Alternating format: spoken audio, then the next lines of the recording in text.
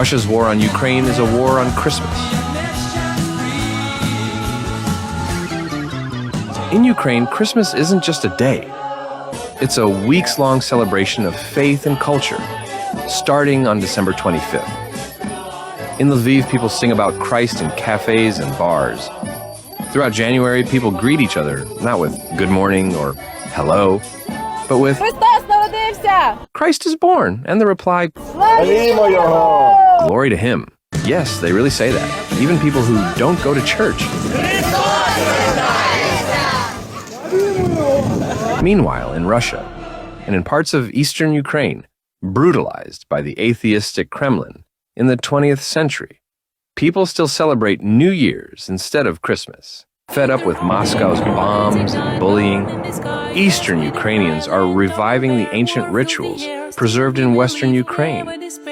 Today, Ukraine is the most Christmas-observing nation in the world, and Russia is trying to destroy it before disillusioned Westerners seeking real purpose and meaning find out. There is a war on Christmas. Russia is waging it by trying to destroy Ukraine.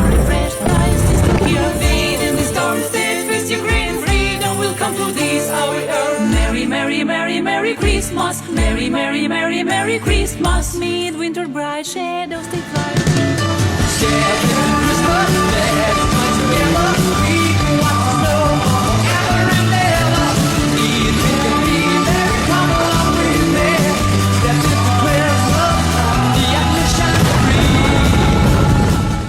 Let's check in with Joseph Lindsy in Ukraine. The only truthful reporting on Ukraine, and now it's gone. Is Joseph Lindsy not going to be on the radio every morning? To see what programming WGN Radio status The only truthful reporting on Ukraine. American media executives have canceled Ukraine's last foreign daily broadcast. Did we miss something? Is the war won? Nope. This is just a trend in American media. Not to care about seeing a problem solved, only to move from hype to hype. Sure. Amazingly, Chicago's WGN Radio, thanks to host Bob Sirat, stuck with Ukraine, devoting 10 minutes every weekday for nearly 3 years to Joseph Lindsay's reports.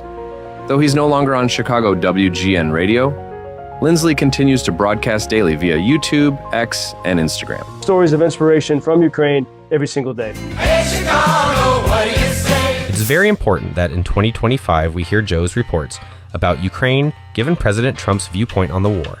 It'll be important for us to really know what's happening in 2025.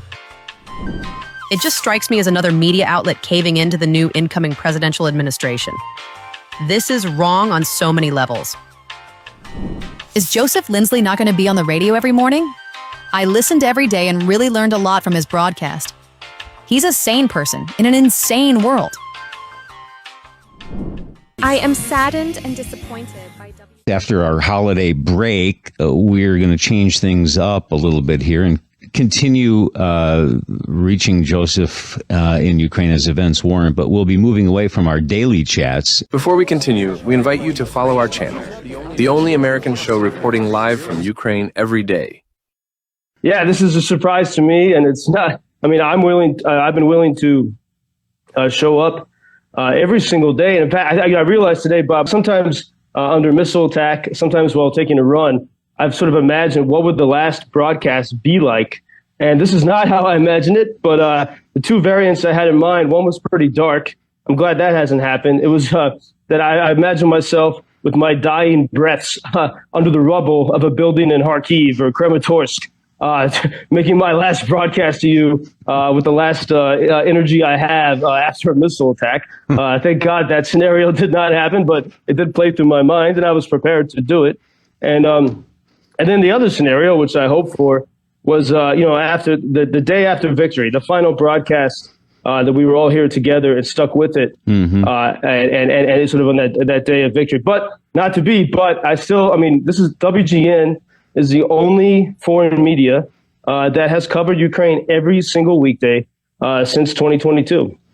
So that is a extraordinary and good thing, and I'm going to continue because I don't see any reason.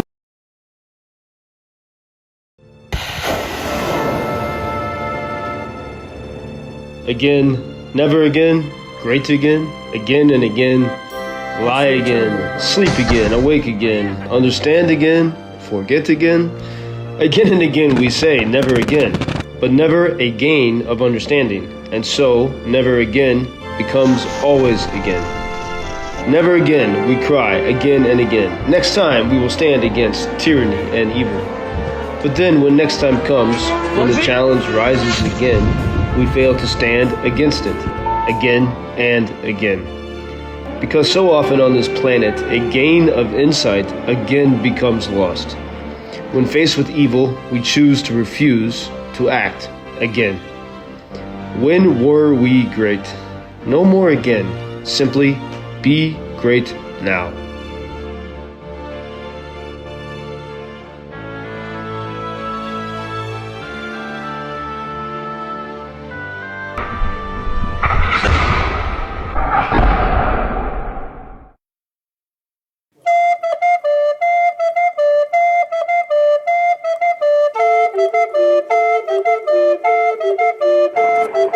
Winter hobbly, rockets ignite, burn in the sky. Yes, we do cry, lantern and bear. War fills the air, still we believe, never despair. Boom, boom, boom, boom, boom, boom, boom, boom. My killer can get through the fight. Shade just a cheer, big war is here. Victory will be for all the free.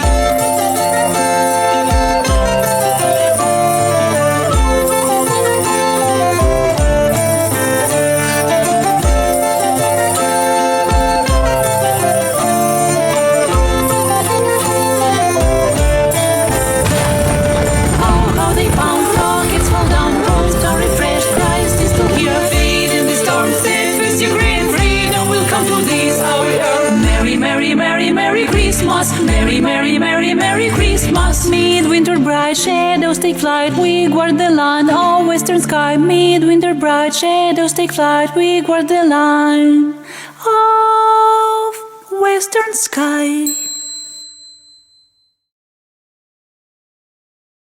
Привіт.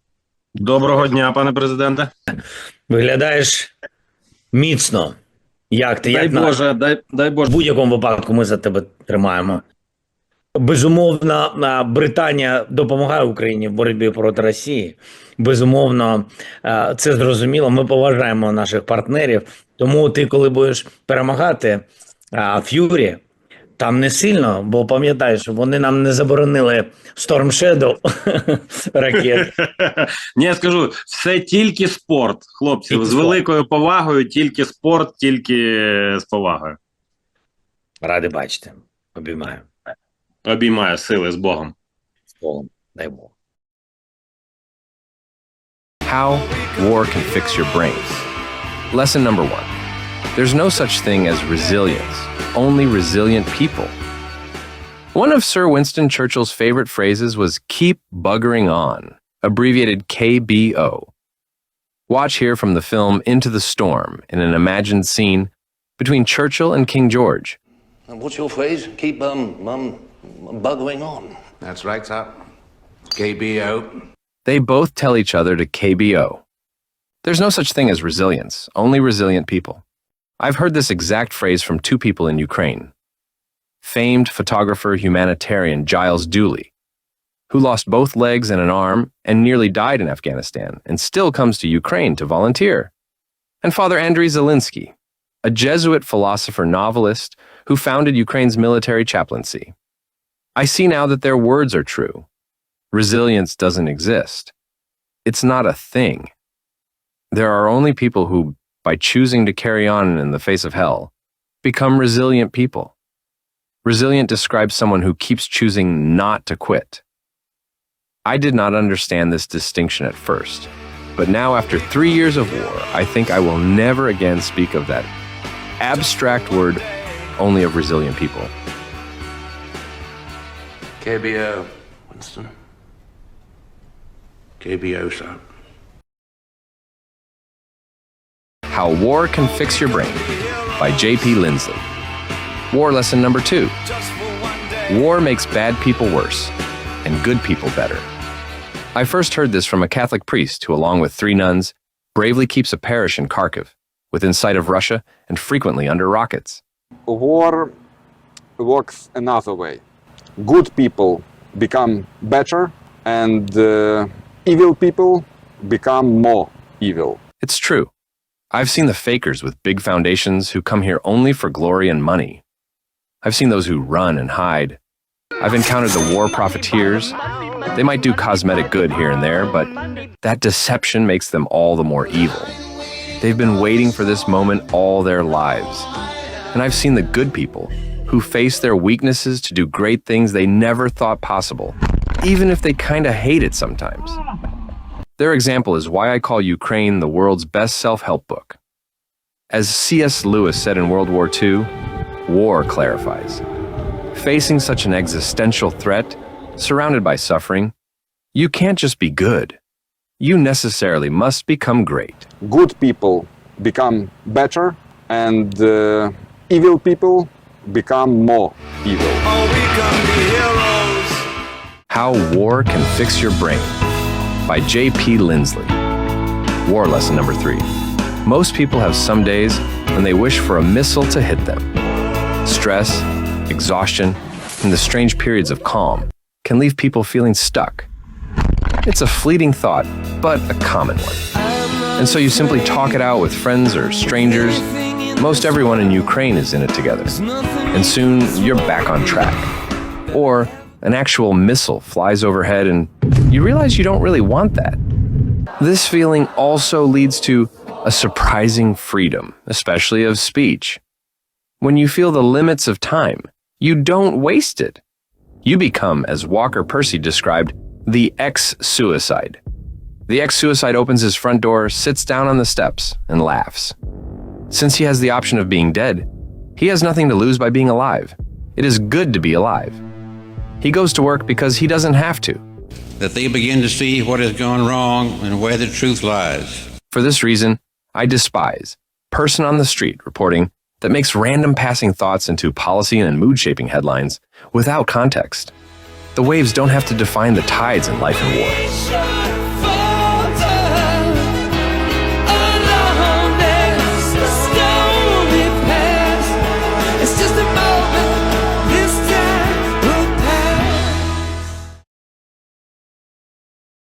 How War Can Fix Your Brain by J.P. Lindsy.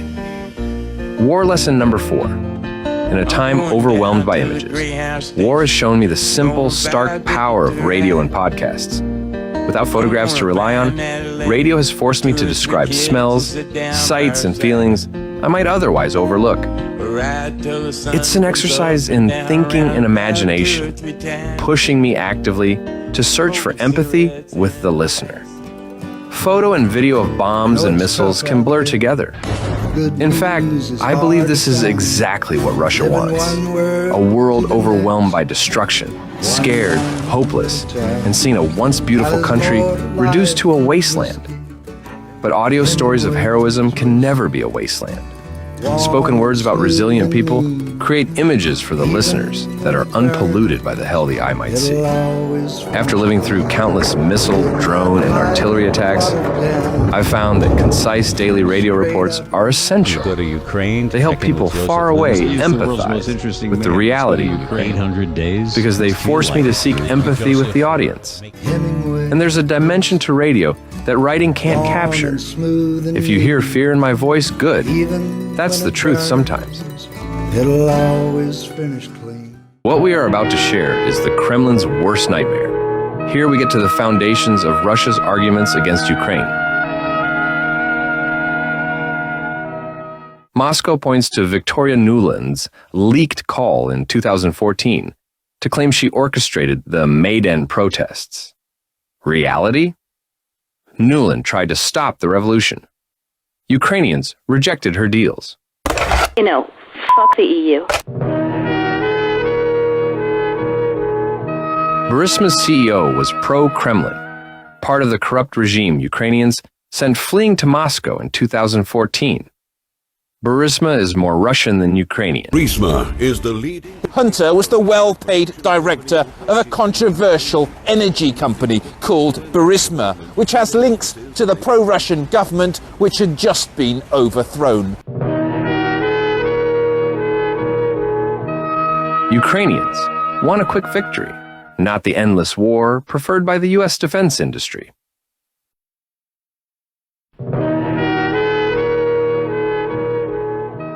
Each time Ukraine crosses Putin's red line, like striking Russian targets, it weakens Russia without escalation.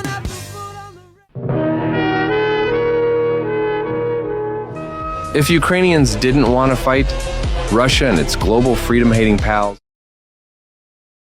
We go to Ukraine to check in with Joseph Lindsy. He's the world's most interesting man. Let's go to Ukraine. 800 days. Must feel like it to you. Thank you, Joseph, for making us cry this morning. Hello from Odessa. Hey, Bob, good morning to you. Hello from Kyiv. 3 missiles hitting in quick succession in a way that I've never heard before.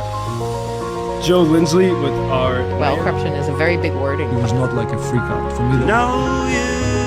Just imagine winter. Freedom is our religion. Like, I have shivers right now because... You defeated Roger Federer when he was #1. Other Ukrainian and American reports are fair to good, but Joe Lindsy always reaches an excellent standard. I appreciate Joseph's passion for truth, justice, and the goodness of people. Joe covers so many fascinating and crucial Ukrainian cultural topics missed by others.